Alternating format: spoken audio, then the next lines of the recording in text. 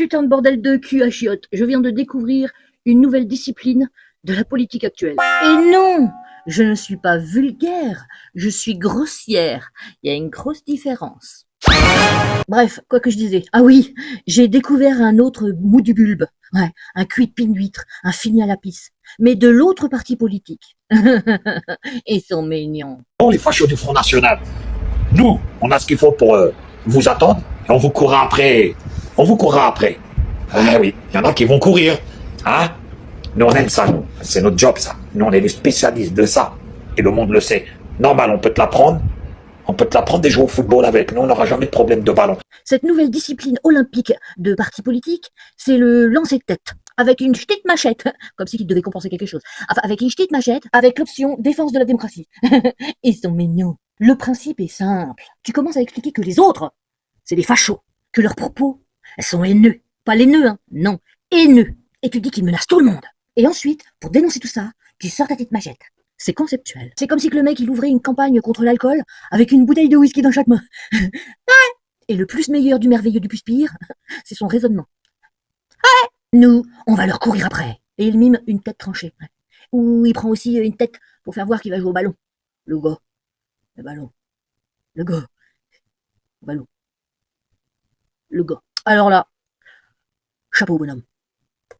Bravo. Pour un machin qui a une tête de ballon de rugby, le truc il veut jouer au foot. Honteux. Honteux. Et là, on n'est même plus dans le débat politique. Oh. On est dans le championnat de France de football, catégorie décapitation. Il ne manque plus que le commentateur. Mesdames, messieurs, magnifique ouverture du joueur, très belle passe de tête. Ah zut, dommage. Il n'a pas pu faire une tête, l'autre. Joueur. D'ailleurs, il a même pas pu apprécier l'action. Et tout ça pour dénoncer un parti politique. Parce qu'apparemment, en France, certains ouin-ouin, c'est cuit de pine d'huître, c'est mou du bulbe, c'est fini à la pisse, ont décidé que la politique, c'était plus une affaire de programme. Ni une affaire d'économie, d'éducation, d'hôpital, de pouvoir d'achat, d'économie, d'écologie, etc., etc. Non. Pour eux, non.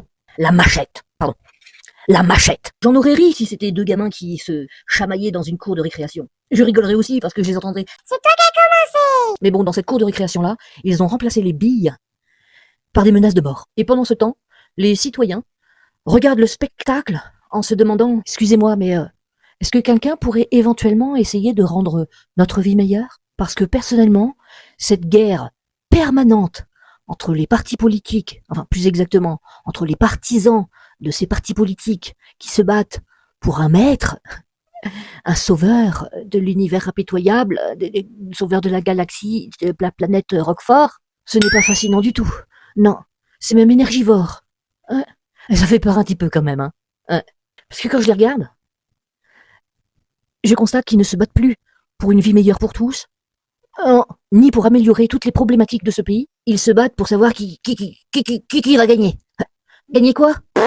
Mystère et boule de suif. Pendant ce temps, les gens, ils continuent à payer leurs factures, avec un rein en moins. Parce qu'au bout d'un moment, on va être obligé de le vendre, le rein. Mais rassurez-vous, la République est sauvée. Il reste assez de machettes pour résoudre toutes les problématiques, pour régler tous les problèmes, pour sauver tout le peuple français. Et surtout, ne venez pas me dire que c'est de l'humour, que c'est de la liberté d'expression, ou tout simplement des propos. Parce que la liberté d'expression, je connais. L'humour noir, je connais. La satire politique, je connais.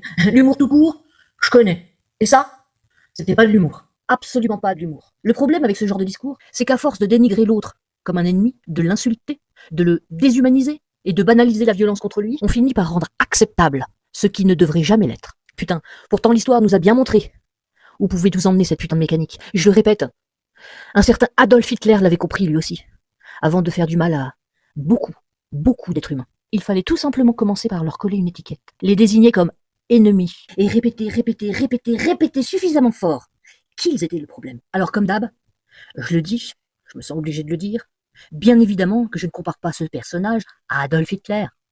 Non, je dis simplement que la haine a toujours le même visage, toujours les mêmes idées, toujours le même chemin, et toujours le même défaut. Elle commence souvent avec une grande gueule, mais finit rarement avec une grande idée. Alors le petit monsieur, il a dit aussi que... Donc puisqu'il le demande... S'il vous plaît, faites tourner cette vidéo à fond parce qu'elle va pas faire long feu. Bah bien sûr qu'on va lui faire plaisir. On va la diffuser, sa vidéo, pour que tout le monde voit sa sale gueule. Et surtout entendre ses propres paroles. C'est notre job, ça. Nous, on est des spécialistes de ça. Parce que moi, je ne dénonce pas un parti. Je ne dénonce pas ses électeurs. Je ne fais pas d'amalgame. Je dénonce un individu. Je dénonce sa haine et sa diarrhée verbale qu'il a soigneusement mise en scène. Je dénonce ce type, comme tous ceux qui ont précédé et tous ceux qui vont arriver. Parce que moi, je sais faire la distinction. Une distinction très simple. Un électeur ne vaut pas un autre électeur. C'est pas parce qu'un électeur fait de la merde qu'il faut s'en prendre à l'autre électeur. C'est logique, non? Et qu'il fasse partie du même parti politique ou pas. C'est l'individu qu'il faut invectiver. Tu vois, c'est comme dans une religion. C'est pas la religion qu'il faut invectiver, mais l'individu qui se sert de la religion pour faire de la merde. Idem pour les corps de métier. Un flic qui va faire de la merde, tu vas pas en vouloir à tous les flics. Non, c'est l'individu qui a fait l'exaction. Oui, alors, parce que sinon, à ce rythme-là, faut mettre toute la France en garde à vue. Hein. Mais regardons en face ce qui se passe. Le monde va mal. Et il va certainement pas mieux grâce ou à cause de ces mous du bulbe, de ces cuits de pine d'huître, de ces finis à la pisse, de ces ouin-ouin qui passent leur temps à expliquer que c'est l'autre qui devrait disparaître. Parce que, à force de vouloir couper des têtes à tout le monde, il y aura plus personne sur cette terre pour pouvoir éventuellement avoir une bonne idée. Bon, et je réitère ce que j'ai dit dans l'autre vidéo. Alors maintenant, messieurs, dames, c'est fini. C'est fini, les gentils, de fermer notre gueule. Ouvrons-la très très fort et faisons le buzz contre ce genre d'individus. Ouais, parce que pour l'instant, c'est eux qui gueulent le plus fort et c'est eux qu'on entend. Changeons la donne. Et puis aussi, je dirais, n'oubliez pas, cet homme veut absolument qu'on diffuse cette vidéo. Diffusons-la. Sur ce, petit bisous.